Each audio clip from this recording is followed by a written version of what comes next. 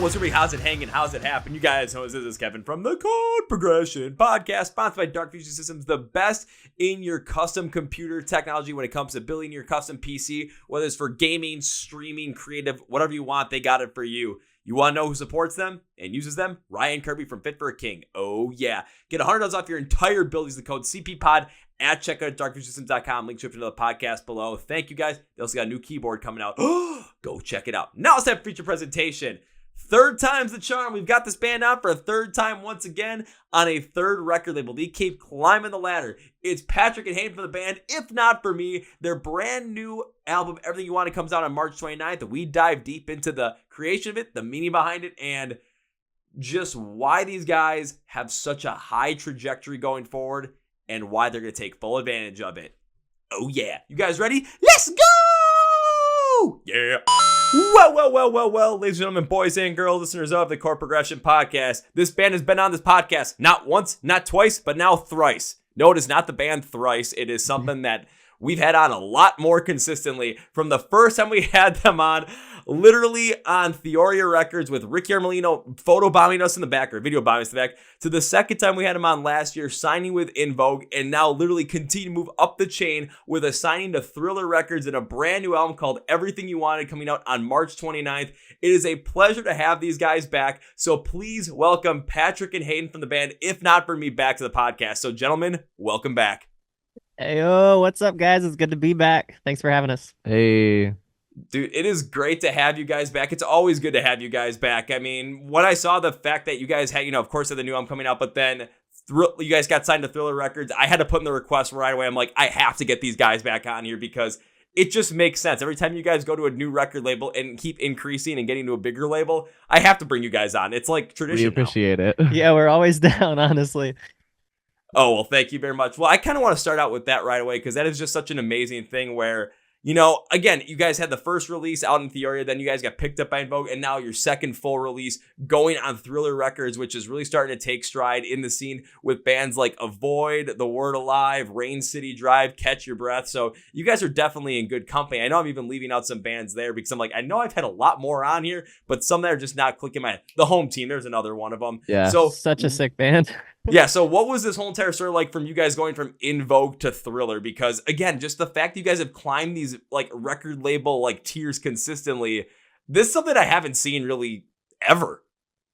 Yeah, it was super weird because, like you said, the first time we spoke, we were on Theoria Records, and before that, we were on even another label. Yeah, we were even on another label before that, but yeah, from when we made the jump from Theoria to In Vogue, it was funny because like at the time, our drummer Cody very well, but he wasn't in the band at the time when we were on Theoria, and then when we signed to Theoria, it was kind of like, well, maybe the label owner shouldn't be in the band, so like we were kind of thinking of ways to getting off of that label. Not that label wasn't doing anything for us; they did amazing things for us.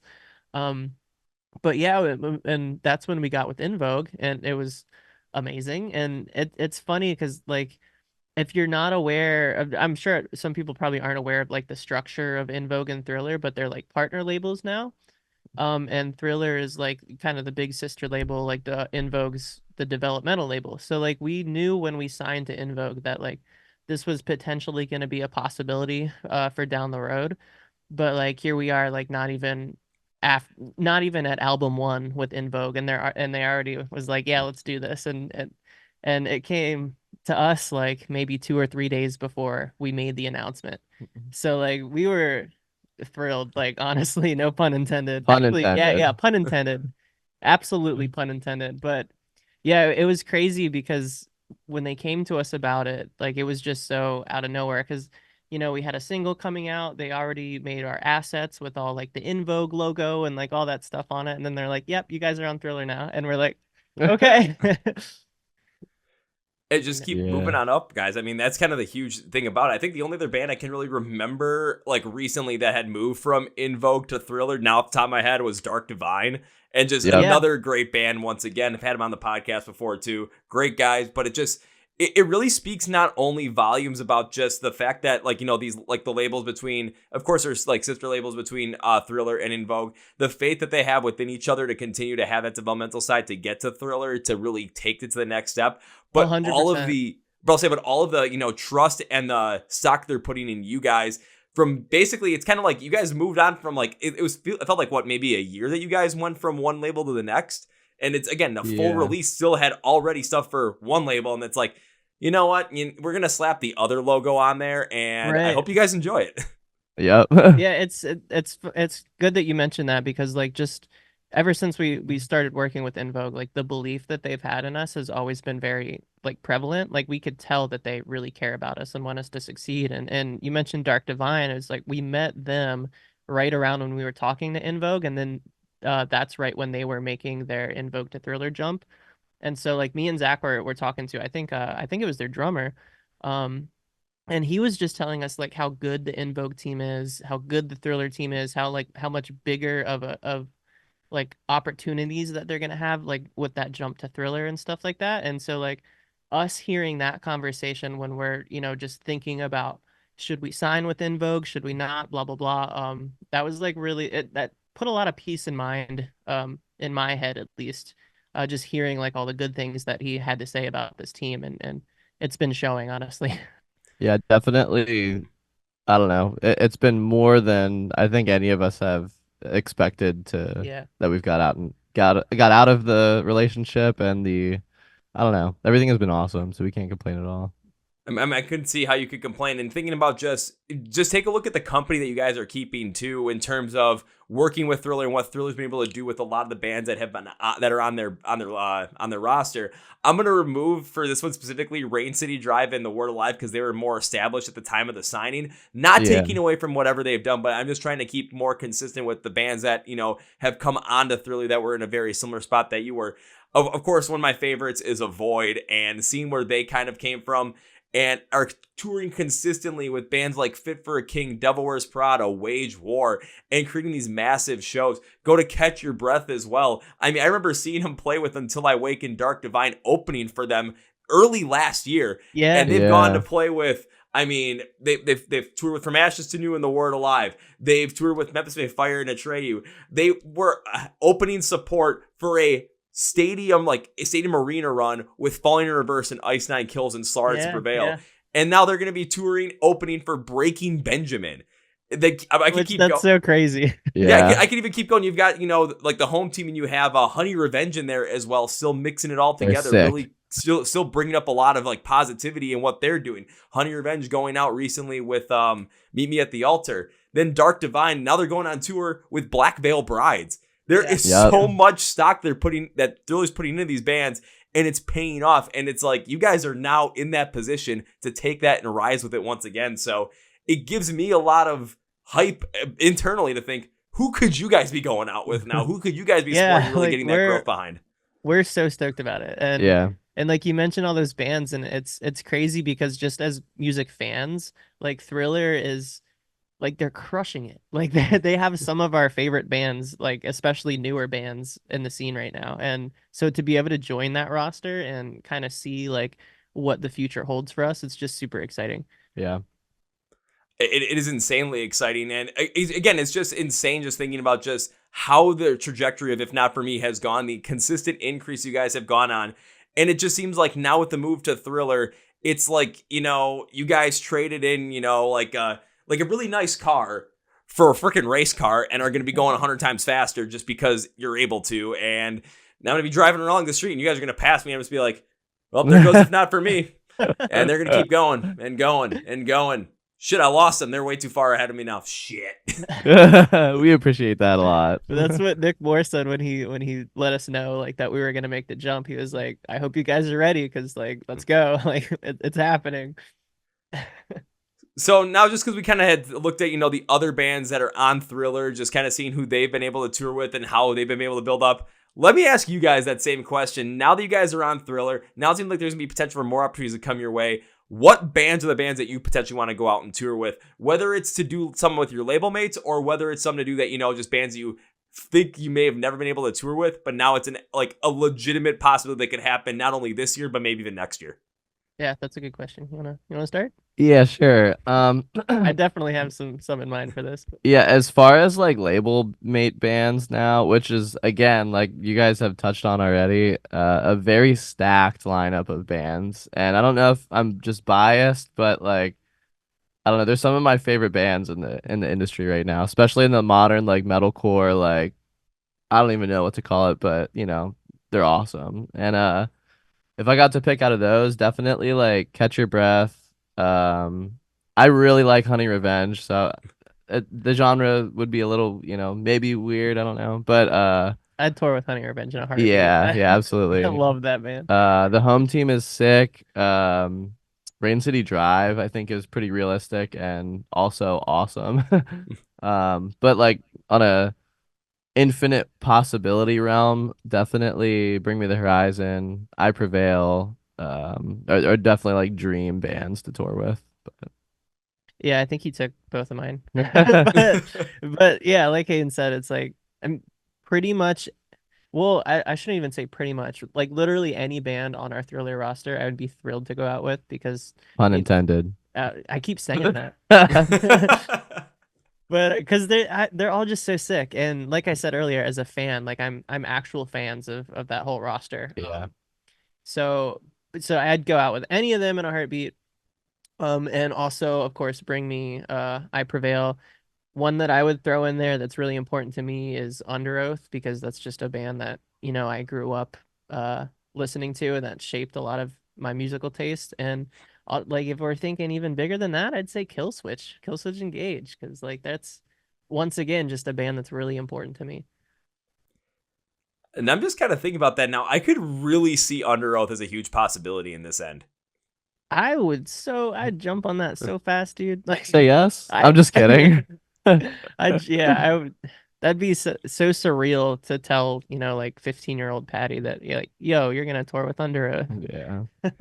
Be wild.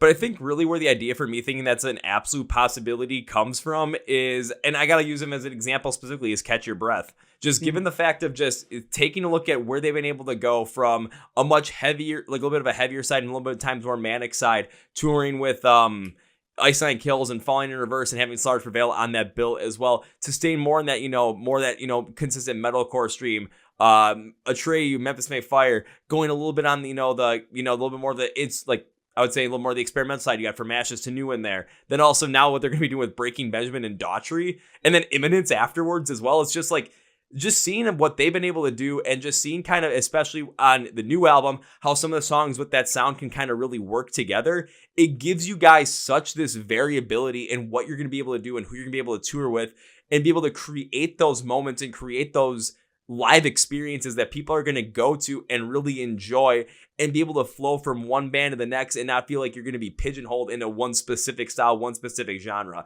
That is such a big thing that's going on today, to the point where it's just like, yeah, if you guys decided all of a sudden to go crazy with something and end up getting on tour opening for Bad Omens, it's a possibility and it would absolutely work. Yeah, they're definitely another one. That's another one we should have said. Yeah. But yeah, like we just, I don't know, we want that diversity. We want to be able to go on the road with whatever band that we want and have it still fit. And I think we achieved that with this record. Yeah. But yeah, like the Catch Your Breath dudes, they're crushing it, and we got to meet them a couple months ago or something like that on their From Ashes to New tour because they had a stop in Harrisburg, and we ended up playing an after party for that show. So we got to meet them officially. I think we met them very briefly before. But yeah, they're great. We hit it off super well. So I would love to do some stuff with them in the future. But yeah, like just seeing their trajectory has been really inspiring to us because like we know that we can make it happen and Thriller can make it happen, and it's just really cool to see. Yeah, agreed. I'll say not only that, but it's just given what we've seen within music, especially within metal over the past like 2 to 3 years. I'll use since the pandemic. We've seen more of this, like a little bit of a different style, more of this experimental style, and sometimes really mixing a lot more of those really soft cleans with some heavy uncleans, really how it works out and how people are taking to it. People took to it with Spiritbox. People took to it with the brand new Bad Omens record, which came out literally like a little over 2 years ago now. Even though I say it's brand new, it still feels new. People took to it with Sleep Token. People have always taken to it since with Bring Me the Horizon, even as people were complaining that they were changing their sound, but the evolution kept going. People have taken to it once again, now seeing what's going on with Catch Your Breath. So there's this hunger for this kind of this more experimental style, just really trying to bring out these different softs, these different real heavy parts, seeing how they all come together. And the sound and style that you guys have, and especially what you're going to be coming out with on this new album, especially with the singles that are already out right now, it shows that differentiation. It shows that experimentation where one song can be a lot softer and have that, more Death of Peace of Mind feel. But then there's some other things that really have that more bombastic upfront approach where you feel like, it's like metalcore from like the 2000s once again. Yeah. And that's, I say this all the time. It's like, what we want to do as a band is just write songs that we like and what we think are good songs. Like if it ends up being a super heavy song, that's great. If it ends up being like an all clean song, that's great. We just want to write music that we like and is catchy. And like, I think all of the records that you just touched on do that. And like with Demons specifically, like that was the first song that we put out via In Vogue for this new record. And like, just listening back to it, like it's not like a crazy heavy song, but at the time, like it had some of the heaviest stuff that we have ever done as a band in that song. Like that breakdown is like probably the heaviest breakdown we had at the time. Yeah. Yeah. But that song is like super, melodically driven still. And I don't know. It's just like what you were saying, the evolution of that, having both extremes is just, we want variety. It's super important to us. Yeah, and not only that, but when you have variety in your music, it allows you to do a couple of things, in my opinion. One, it allows you to formulate this core sound that is so specifically you, but it's not tied to a specific genre. It's not tied to a very specific, progression. It's not tied to a very specific entity. It's just tied to who you guys are and allows you to continue to blossom, continue to grow. And bands that really are able to hone in on that and expand off of that are the ones that are really building up such a huge following in the scene right now, where they're the ones that are going out and, when we see festival lineups, they're newer bands that are actually taking those like bigger, major headlining certain spots. Bad Omens, Sleep Token, and we're seeing Spiritbox start to pick up on some of those. Seeing Falling in Reverse, we're seeing Bring Me the Horizon do that. Those are perfect examples of that, of artists and bands who found that core sound, but are able to do so many more expansive things with it while still making it sound like them. So that's where you guys really want to go with it. And the second piece around that is why I think it's a really important thing is, again, I never know where you guys are going to go with this. And there are bands that have gone different ways in the past where they have been experimental. They have been trying to do different things and people have not liked it for them. But then all of a sudden, give it another year or two and people are like, man, they were really onto something. Think about every Linkin Park record, how people are probably bashing it every time it came out. And then a year or two later, everyone was like, this is one of the greatest things to ever come out. People bashed Hybrid Theory for sounding too new metal. People bashed Meteora because they thought it sounded like Hybrid Theory 2.0. Everyone wasn't a big fan of One More Light. And then we actually found out what the real means behind some of those songs where everyone's like, Jesus Christ. Right? Like, that album is how awesome. Is this not a thing? So it's just, it's having that variety in your music. It's a tough challenge to take on, but you guys are able to figure it out and formulate because you're just writing songs the way you want to write them. Whatever comes up, you're not restricting yourself to a certain box and having to play within that style to cater to a certain piece. Exactly. We just don't want to be put in a box. And we don't want to put out a song and then have our fans be like, oh, it's just another If Not For Me song. Like we want it to be something that, they feel is fresh, but still has our sound. I also definitely want to be able to like put on our own CD and be like, yo, this hits. All right. Right. And then, and I've gotten, from a couple like insiders that have, like family and stuff like that have said that this album is a no skip album. And I am, that's like one of the greatest compliments that I can ever get, because like I know how good albums like that are and what they make me feel like, and I don't know, that's just it's a good feeling when you're like, I don't feel like this one, it's a good feeling to not have that, but so I may have to send a message to the people over at Thriller because I was trying to become one of those insiders so I could actually do a full thing on that, but I never got the dang stream. Also, I'm just gonna blame Cody too for not saying to me, even though I never asked we'll him. blame Cody. It's probably Cody's fault. Yeah. Damn it, Cody! Probably what the hell, fix man? that for you though. Yeah. Yeah, because again, it's if you're having family and friends say this is a no skip album, it's got to bring up a lot of confidence going forward, especially as it's getting closer to the release date. The masses are going to finally get to hear it, and now there's going to be just a whole different perspective on it. But it still stands the fact that what you said, Hayden, where you want to listen to this thing and you want to enjoy it too. You want to be like, yo, this slaps. And if you were making music and you're like, this will probably hit with other people, but I just don't care about it. When it comes to that happening, are you going to want to keep playing this? Are you going to want to hear this? Are you going to build up some sort of potential resentment to it just because it's something that you made that wasn't for you? Especially if it's your art. I mean, it's your guys' art. You guys need to make it the way you want to make it. I've definitely gotten, I guess the opportunity to listen to the album a lot of times the whole way through. Obviously, we got to do that a lot throughout the creative process of it, and then before we send it out into the world, we're like, all right, is this all good? Does it flow? And we listen to it a lot. And I don't know. I'm stoked because I've never been like mad when someone asks me to put it on. And that's also a good feeling. So I have a pretty good feeling that people are gonna like it. But yeah. I mean, it seems like people are taking to the singles because I was taking a look at, of course, take a look at Spotify numbers. And I know 2 of the singles have already over 1 million streams on them. And even from the last time we talked to, because I remember it was both Feel Me Now and Demons were both out. I know Feel Me Now is one that does have 1 million streams on it. But then Blameless is also the other one that has 1 million streams. It has like 1.5 million on Spotify right now. And the other 2 don't, but it's like those are still, recently out there.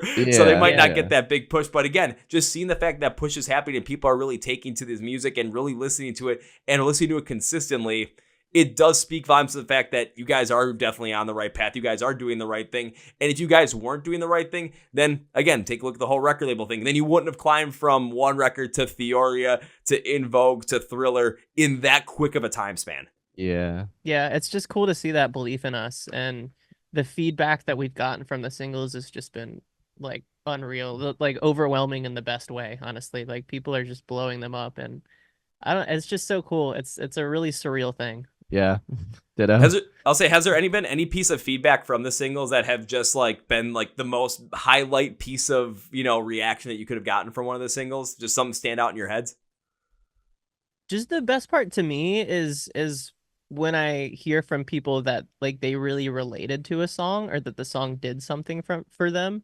And honestly, I get those messages from fans all the time. And every single time, like it doesn't get old. Like it never gets old. Every time I hear somebody say that to me, I'm just like, man, like I'm just so happy that you were able to get something out of this, because that's what I want as a lyricist is I want somebody to be able to connect with what I'm saying. And so if I can do that for somebody, that's the coolest thing in the world to me. Well, then I got to ask the question, especially when it came to this album, if you're really taking part in the lyricism and he's seen how people connect with it. While you guys are writing this album, what was potentially like an overarching theme, this overarching inspiration that really brought this album to life during the writing process, through the creation, recording, everything? What was that overall theme you guys were working with? Yeah, a lot of this record I wrote kind of is like from a place of, hindsight and grief and just kind of thinking back about a lot of the mistakes I've made over the past several years of my life. In regards to like my relationships and stuff like that, like I've done a lot of really stupid things that I'm not proud of, and I let a lot of things happen to me that I should not have let happen to me. And most of this record was just kind of written from a place of like trying to move past all that stuff and putting it behind me. And I think a lot of it is super relatable, and that's why I'm getting a lot of these messages from people saying like, thank you for, writing this song. And I don't know, that's just really cool to see that something that I went through that was terrible for me is, a positive outlet for somebody else. Because like, I mean, I just remember being that kid where you'd hear a lyric and you're like, man, like this is exactly what I needed to hear right now. And so like hearing that people are having that feeling with, the things that I went through, is just, that's just really special to me, because that makes me feel like I didn't just go through everything I went through for nothing. And, I actually learned and moved past things and was able to do something positive with it.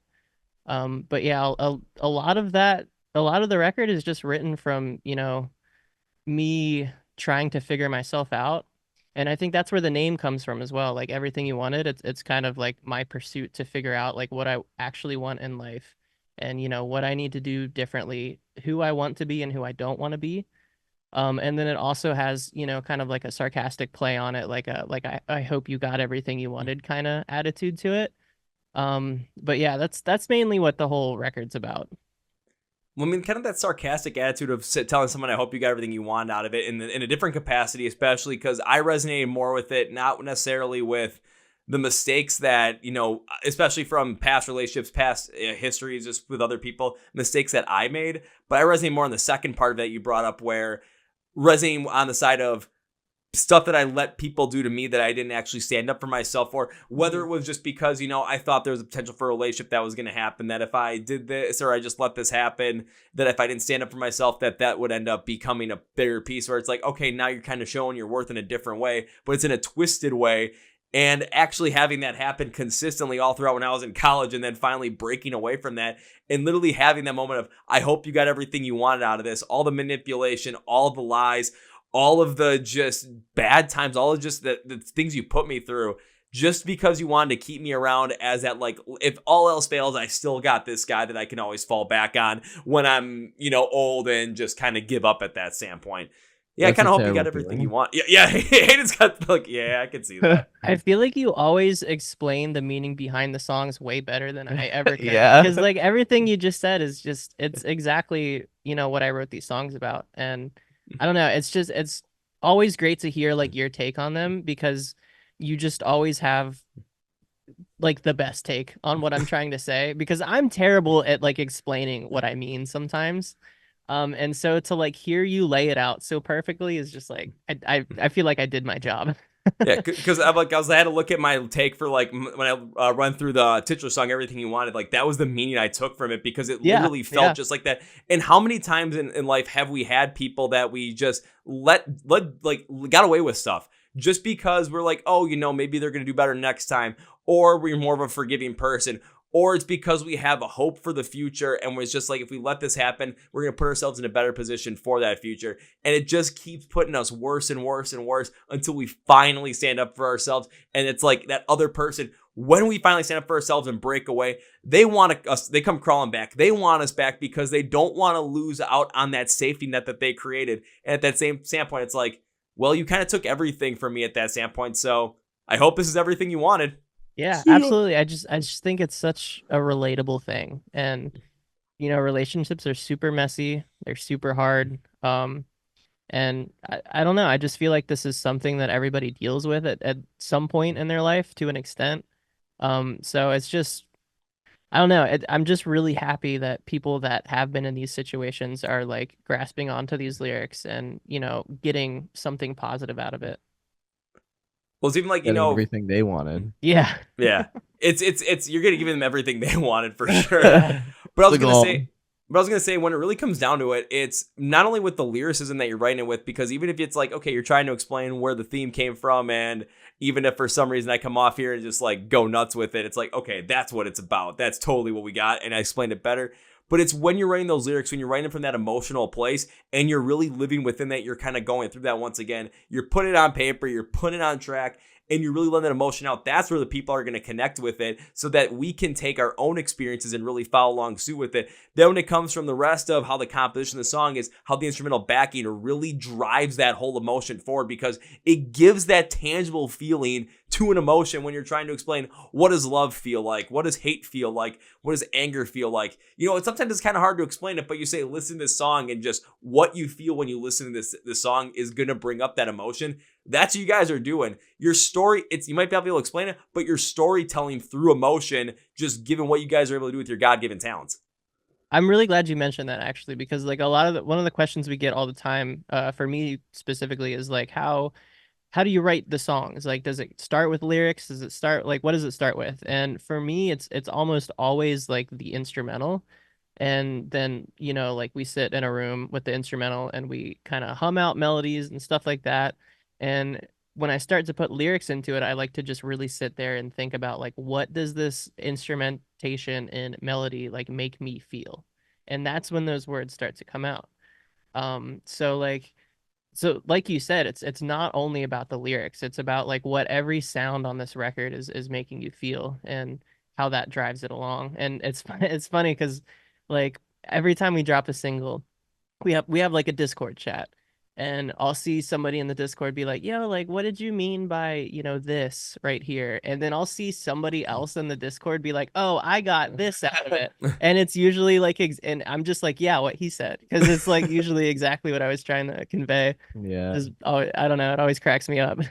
Oh, that's just funny stuff. But again, it just shows the power that you guys have when it comes to your style of writing, how you do it. But now, Patrick, again, now for you specifically, because I totally understand where you're coming from when you write from that. But I think another big question that might expand on that is when it comes to writing this stuff, especially from this emotional perspective that you really went into in this, how'd you get in the headspace to really put yourself out there like this? That's always a huge thing I know a lot of people are interested in. And quite frankly, so am I.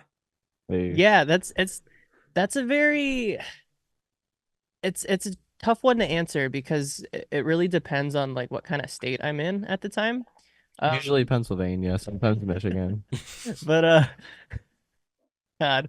So usually they'll have, I'll be sitting with an instrumental and like I'm not one of those guys that can just write a full song on the spot. Like I can't just, dump out the lyrics and, this is the song. I usually have to sit with it for, at least a week or so and really think about like how this is making me feel and how I want to say what I'm feeling. Um and sometimes like that process can happen almost instantaneously. Like there's songs that like, Better Days, for example, from our last record. That was a song that when I heard the instrumental for it, I had almost the entire thing written within like 10 minutes because it just kind of fell out of me. But a lot of the times I just really have to sit with my thoughts and emotions and honestly, it kind of puts me in a bad mood when I'm writing. Like I'm I don't know. I don't know if you notice, but I tend to be kind of like irritable and like when I'm trying to like write a song I or think that's natural though. Like if you're trying to focus on anything, yeah. and people are trying to talk to you or whatever, and you're like, "Hey, get out of here!"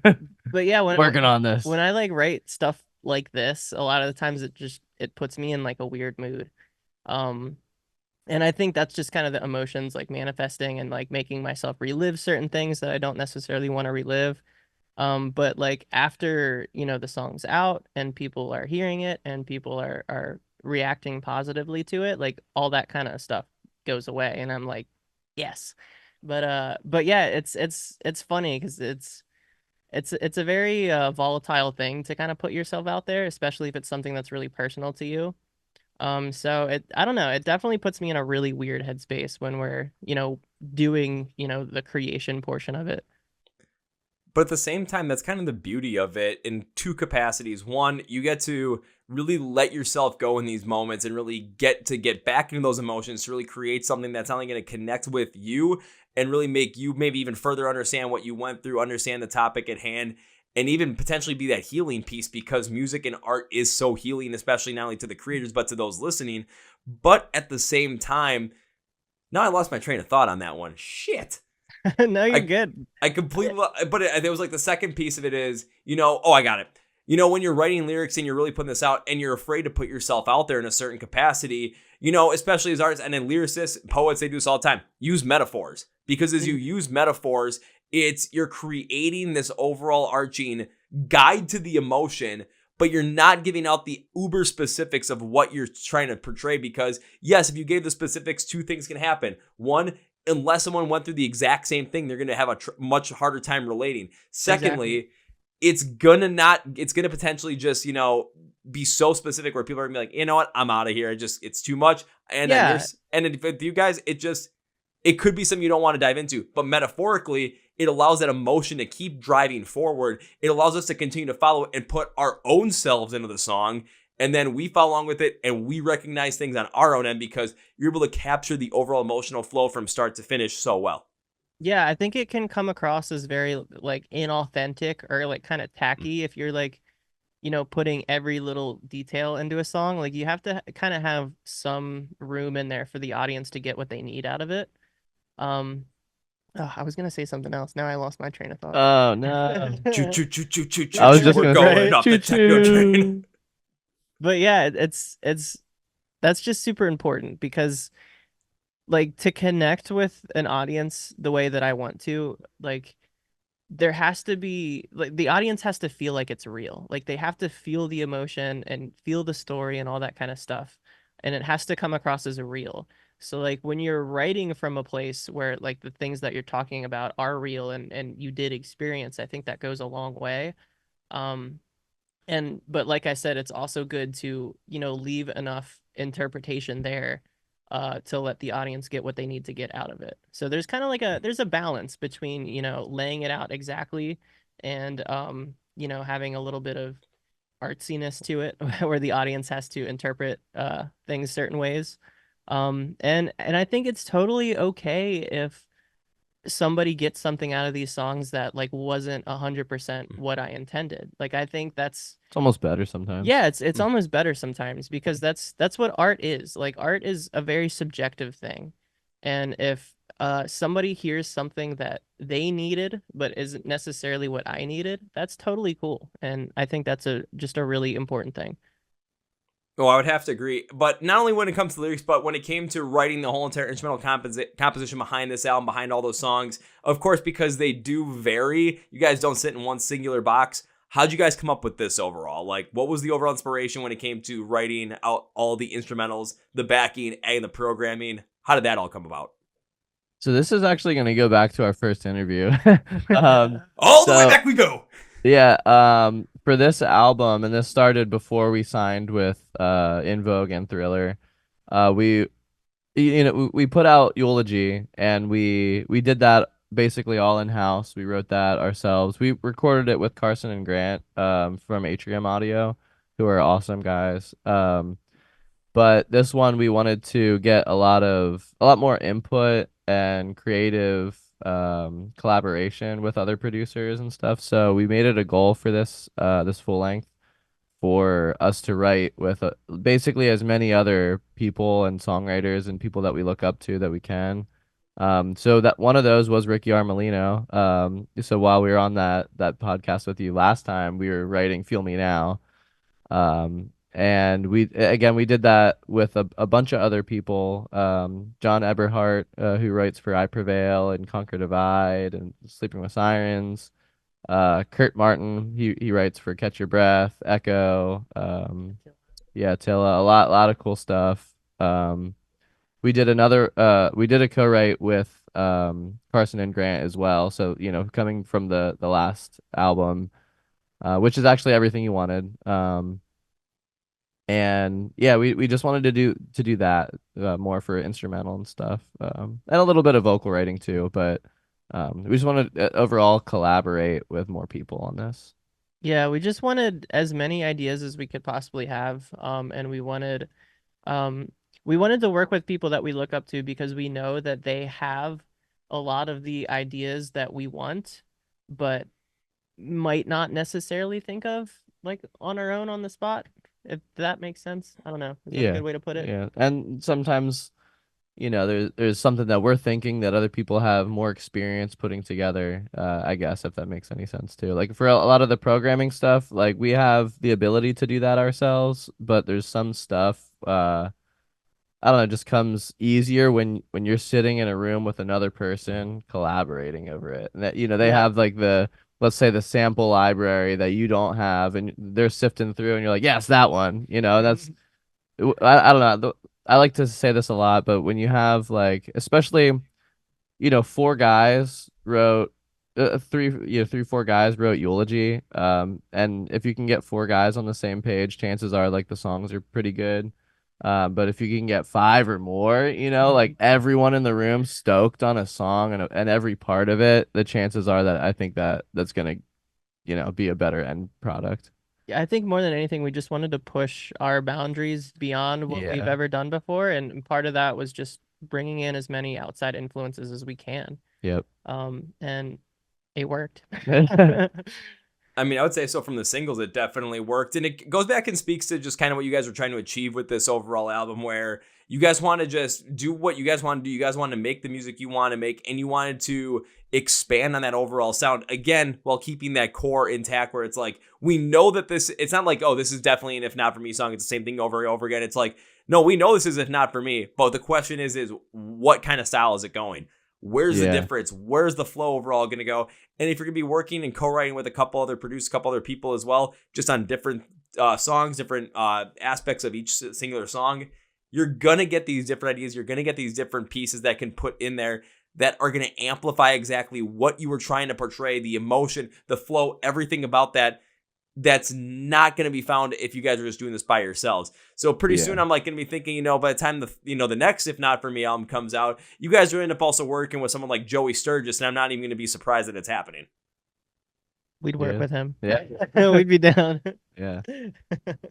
Shit, I have to bring him back in the podcast and be like, hey Joey, I got another band you might want to actually check out and work with. Just plant the seed in there a little bit. He might know us. I don't know. Yeah, he might. I do a lot of vocal editing work for him, actually. Yeah. Yeah. We'll get Thriller in on it. I'll be in on it. We'll get you guys in on it. We'll just try and just like pitch Joey Search like, hey, dude. This band, If Not For Me, right here. Do it. Yeah, he's had a hand in some of my favorite records of all time. So like that's just, I would never say no to working with Joey. Yeah. I mean, I don't really know anyone, especially like in our realm, that would say no to working with him at this point. Yeah. So when it comes to the brand new, of course, Everything You Wanted, one question I like to ask with brand new albums is, it's a little bit of a tough one, because I make it like it's you're picking your favorite child, where it's not easy to do. I don't like where this is going. But it's kind of have to. So we know the singles that are out right now. However, for the rest of the album, the songs have not been released. Which song that has not been released is your song that's like, this is the one, we want fans to make sure they listen to this one? Of course, along with the rest of the entire album, but what one song in particular should people be looking out for? Man. I know my answer. Yeah. So, out of the ones that have not been released yet, it's funny because every time I get asked this question, I probably have a different answer. But you saying out of the ones that aren't released yet makes it a little bit easier for me. Yeah. Because there's one standout that I really, really freaking like from this album, and I'm stoked for people to hear. And that song is called Tragedy. And that one will come out, with the album, obviously, but we just wrapped up a music video for that song as well. So that'll drop the day of the album. And that's the one that I'm like, I don't know. I'm really stoked on that song.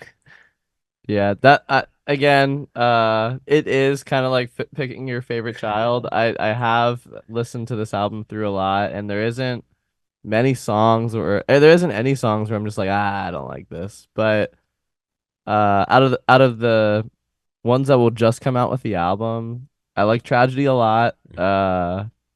And there's a song called I Don't Want to Be Here. I knew you were gonna say that. And that one's really sick because it is most like nothing that we've ever done before. It's definitely we wrote that one with John Eberhard, and he has a very strong like EDM background, I guess. So we kind of like, we're like, yo, you should go nuts on this. And he did just that. And I'm like, it's definitely the least like If Not For Me style song, but it in my opinion is one of the coolest because it is really cool. Again, like a lot of, even though we wrote with a lot of other people, it's still, four of the same people wrote a lot of it, and I think any one of them you can be like, oh yeah, it's definitely an If Not For Me song, but in a good way. And that one is like definitely the hardest to say that with, but I'm really stoked on that. I love asking that question, honestly. Every time I ask it, it's always an insane reaction again. I always bring up the that have not been released because, of course, if they've been released already, we can go listen to them. We've already probably listened to them, but like, let's look forward to some other ones. But it's also it's fun from like the artist perspective to be able to talk about something that like that hasn't happened yet, because like it's a lot of the times it's something that we're really looking forward to. So we're like, I want to talk about this, but yeah. So we'll keep the hype train going, or if we go electric cowboy style, we're gonna keep the hype train going. Hey. Woo! So now that, of course, you got the album coming out on March 29th, I know you guys got a tour going out right away afterwards to support the album. It looks like we know kind of, especially like East Coast and a little bit more of the eastern part of the Midwest. And of course, you guys know exactly where I'm going to go with this. You're not coming by me, guys. What the hell? I know, we're working on it. We're working on it. We're really hoping the rest of the year is going to be, well, I shouldn't say hoping because we know that there's a lot going on for the rest of the year. But we're hoping to break into a lot of very, very new markets for us this year. We can't say too much about it, obviously, because it's all in the works. But I don't think you're going to be waiting much longer, though. Hopefully. I hope I'm not waiting much longer. And also, I'm pretty sure everyone, west of the Mississippi River hopes they don't have to wait much longer. Yeah. Along with people up in Canada, too. They're probably, like, hey, why don't you come up by us, eh? Yeah, dude, we look at all the comments on all our stuff, and it's like, come to this place, why aren't you coming here? It's like, it just breaks my heart because I'm like, dude, like, we want to so bad, and we're working on it, but... Honestly, I don't know if it has like a big population or something, but the one I've seen a lot is like when you guys come into Brazil. I was just about to ask you guys that. Yeah. We get Brazil, Argentina, and like every European country a lot, especially Europe and Australia and all those places, and we're like, man, like we want to so bad. I would love to come to Brazil. I was gonna ask if you guys have gotten the comments of come to Brazil because it seems like a hallmark for any metal band that is doing well. You get the consistent comments of come to Brazil, come to Brazil, come to Brazil. I feel like have you guys got those yet? But you answered my question. Yeah, I think they really love metalcore down there. Yeah, that in Germany. Yeah, Germany's one that we get all the time too. But yeah, like to answer your question, man, like we're working on it, and I think the second half of the year is going to be very busy for us after we put this album out, and we're stoked for that because we want to get to as many new places as we can, meet as many people as we can. That's one of the best things about doing this whole thing. So we'll get there. Oh, I'm hoping you get there at that one point in time, or especially not at one point in time. I hope you get there this year in the second half of the year because, well. There's a lot of people in those comments that are waiting to see you guys over in Europe. There's a lot of people in the comments waiting to see you over in the US. Brazil is still a hotbed and still wants you to show up in Brazil. And of course, there's me that's like, guys, come on. I'm still waiting over here. I've been waiting for like 2.5 years already. Yeah, we appreciate it and we appreciate your patience. We'll definitely get there for sure. Wisconsin? Yep. Milwaukee. We have a song that is titled Milwaukee that we'll have to play there. Yeah, I feel like we generally don't play that song, but I feel like we would have to. Yeah. You kind of have to at this point. But, when it comes to waiting to see you guys play for 2.5 years since I first interviewed you, Patrick, there's only one person I can blame. Cody. I'm glad we're all on the same page there. All on the same page. He's going to watch this and be like, God damn it, guys. we throw him under the bus for everything. It's great. Well, I mean, why not? It's funny because he couldn't make it today, but he asked what podcast that we have scheduled, and I told him it was yours, and he was like, "Oh man, like I really want to go to that." But yeah, he couldn't make it tonight. He's got all sorts of stuff going on. But yeah, we always make sure to give him a hard time about everything. Yeah, I was like, what, if Cody's not, it kind of makes sense, especially we're recording this a couple days after Scent Like Wolves dropped their latest album. Yeah. So, there's all stuff going on there. Who knows what else he's got going on with Theoria, but it's Cody, we make fun of you because we love you. Exactly. Yeah. Well, guys, I got one more question for you before we wrap this up. You guys ready for it? Yeah. Let's do it. I think. Wait, I'm not ready. I've been asking this question all right, I'm ready now. Every band since September. And it's one of my favorites. It gets me and everyone else to know about the great music that you guys love and are listening to. So I'm asking this. Can you guys give me 3 bands, between the two of you, 3 bands that you are in love with that you would love to get more notice on from the music scene today? More notice as in like this band is underrated kind of deal? Yeah. Okay. I'm going to go ahead and say Windwalkers as one. Ooh, that's a good one. Yeah. That is a really good one. Yeah, Windwalkers. I'm trying to see who I've been listening to lately. You got to go to Spotify and look it up? Yeah, that's exactly what I'm doing. That's about 60% of the people I ask this question to do the exact same thing. I'm gonna say Windwalkers, which you already said. Yep. I know they're kind of bigger now, but I also want to say Honey Revenge just because they're Yeah, like agreed. they're They should be bigger than Paramore. yeah, I think they're so sick, and like I was a huge fan of them before we were on their label. So it's just kind of cool. But what's one more good one? We're gonna have to collaborate on this one because we have to say it at the same time. Might have to insert the Jeopardy theme in here while I wait. Somebody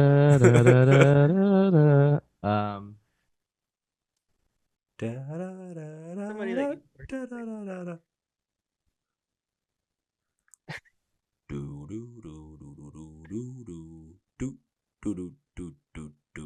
they ace off too. Yeah. I don't know. We have so many friends that Yeah, that should be way bigger than everyone. I don't know. Which one do you think? Yeah, probably the first one that you mentioned. All right. 1, 2, 3. Archers. Oh, okay. They're homies of ours. Yeah. So they're from Wisconsin too. Yeah, I think so. Yeah, they're that kind of Indianapolis. Yeah, they're kind of all over the place, but I think Yeah. they're based out of Wisconsin. Yeah, they're based out of Madison, I think. And Yeah.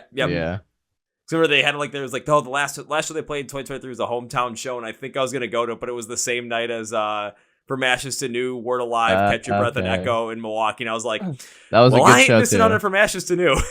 Yeah, I think some of them, it's weird. Some of them are in Wisconsin. One of them's in Indianapolis, and I think one of them's in Nashville. I think one of them lives. Yeah, I don't know. But I think a couple of them live in Indianapolis now. Maybe, but yeah, they're sick, awesome. And they're good friends of ours. They took us out on the road last year, and we had a great time with them. But yeah, they're super cool band. Yeah, perfect. 3 great picks. Plus, love hearing Honey Revenge add in there as well. It's like the 4th time they've been put on this, so it's got to keep it rolling.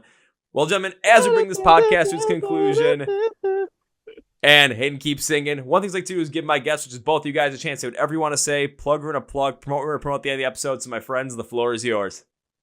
Yeah, Everything You Wanted drops on March 29th. And it'll come out with a sick music video for one of my favorite songs on the record called Tragedy.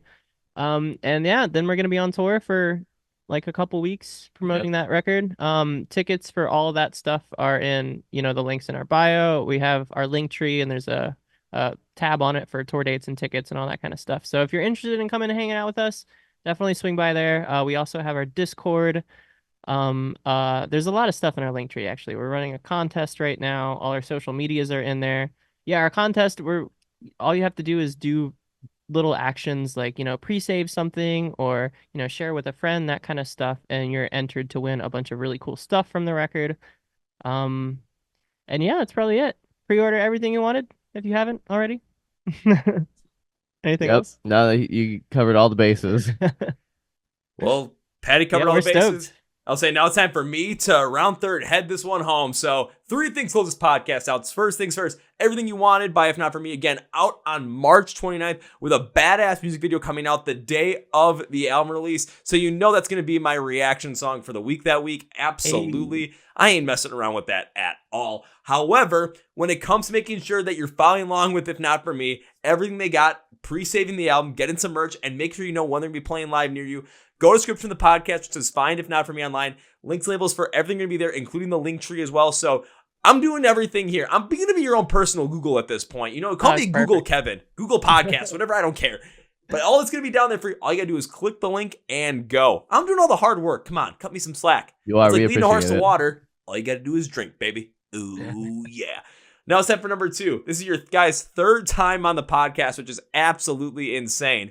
And I've always made a promise that is once I can see you perform live for the first time, I will find you guys, I will say hi, and that first round's on me. I know I've made it up to 2, but at this point in time, I'm going to change it up just a tidbit. Because it's going to make you guys have to come to Milwaukee. Okay. All right, we're down. You guys coming to Milwaukee. I'm going to find the van that you guys have, and I'm going to knock on the door. And if I hear someone yell, "Who the fuck is it?" I'm going to say, "It's the beer man. Open the fucking door." Because open the door, I'm going to have a case of beer in my hands and be like, "Hey, guys." We will absolutely let you in. Yep. But if I say beer man, open up, I might hear, shut up, Cody. Yeah.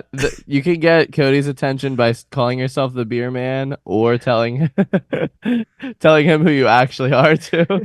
Yeah, I'm pretty sure if I told Cody, it's like, hey, Cody, it's Kevin, he'd be like, oh my God, I finally get to meet him in person for the first time, even though I've talked to him like, I don't know how many times now. It happens all the freaking time. But yep, it'll happen. Just depends on when. But all we know is, might happen this year. Hey, I'm hoping. Yeah. Let's make it happen. Now it's time for number 3. As we bring this conclusion, I cannot end this podcast by saying goodbye because this year's number 3 for you guys on the podcast. There will definitely be a number 4. On top of that, I'm making good on that promise because I have to at this point. It's something I love to do, and I owe it to you guys. So I want to thank you once again. And on that note, I'll see you later. We'll see you soon. Yeah, Appreciate you for having us us again, Kevin. Like this, we will absolutely be back anytime. We love your podcast.